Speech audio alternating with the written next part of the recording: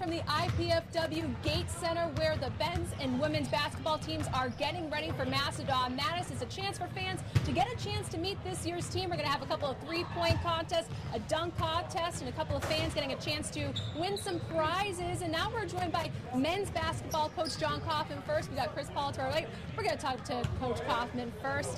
Just talk about this event. How much fun is it for the guys to get the season started with an event like this for the fans? Well, it's a great break. We've been practicing for 2 straight weeks, and so to throw some fun in it, the guys get to be silly a little bit. They get to have a dunk contest, three-point contest, and really to embrace the fans. It's a nice event that our university puts on. The community, comes out and supports it. So we really like it and hope we can continue.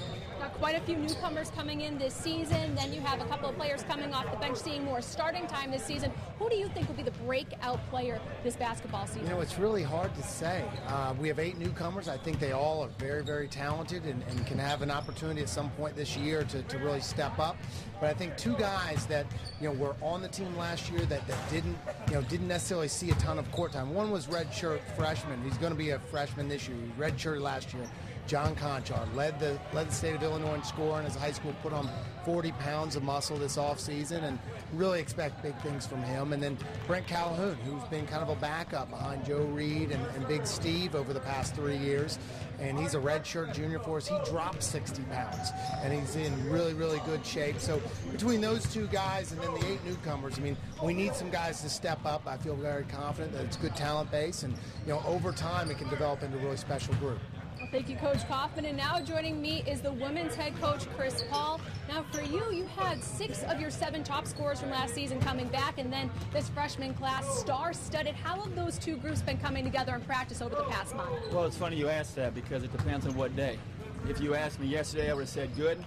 You asked me today, I'd say so-so. But, we struggled a little bit last year because of our youth, but a lot of those players got a ton of minutes.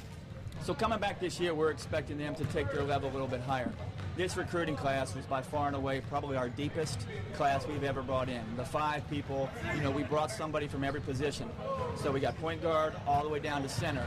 And they're meshing as you would expect. It's going to take a little bit of time. I told somebody yesterday when I was doing an interview that the team that you see in November will not be the team you see in March, because every day we're going to get better and better. And because you have so many younger players on this year's team, how do you see the future of this women's basketball program? Well, I'm thrilled. Obviously we didn't have a great season of what we expected last year, but before that, obviously postseason play, we feel like we're getting to a point where the recruits that are coming here are highly recruited. So we're chasing players that are being recruited by a lot of different high major schools, which tells me we're on the right path.